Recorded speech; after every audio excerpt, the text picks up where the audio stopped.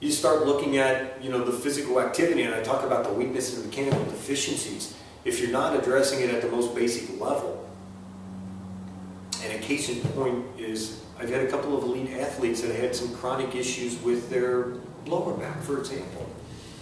They ate very well. They worked out harder than probably anybody you know, but they had some recurrent issues.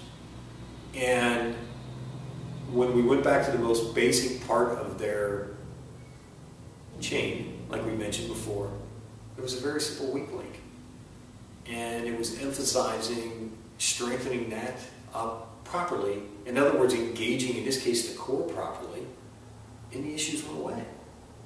When you have kids trying to learn how to kick a soccer ball right or left foot, for example, and to be able to shift and change their weight, change directions, you want them to pivot, slide side to side, they need balance and coordination. And if you're trying to teach a kid to play defense in basketball, you want to have a good position and sit down. Most kids I know, when they try to play man-to-man defense, they can't. They're like this because they can't get in that position because of tightness and imbalances that they do have. So you've got to address any deficiencies that are there and create an environment that becomes sufficient and pure as much as possible. So from an athletic standpoint, I think you need to address each one of those areas. For me, the third part of that, which some touch on and some don't, are we'll call it the mental side of the game. There are some pretty cool programs that folks use these days that's starting to get filtered down to the kids. It's definitely at the professional level. A lot of them have got, they call them head coaches and other things. You see it in the college level too, filtering down some of the high school level. But things to see themselves being successful. Myself was a visualization thing I learned when I was in college. That was very beneficial to me in terms of being able to play the game in your mind prior to ever playing the game. Going through every scenario, what could happen, what defense it could play, so you knew what routes to run, where to be. So when you came to the game, all you did was react. You didn't think.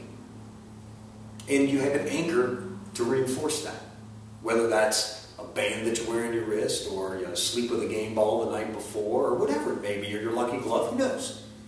You get your lucky socks you wear every game because you had a good game. It's an anchor you use to reinforce a positive feeling that you had, and now, guess what? The brain can respond to that.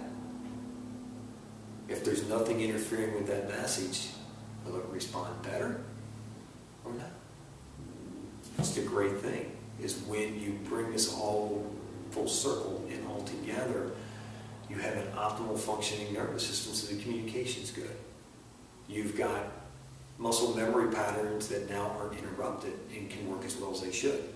You've got a body that's well fed the right way, so it's not going to fatigue and cramp up. It's going to respond the way you want it to, dynamically. And if you're visualizing the game in your head, and now when you want to go do that, you've got nothing blocking that message.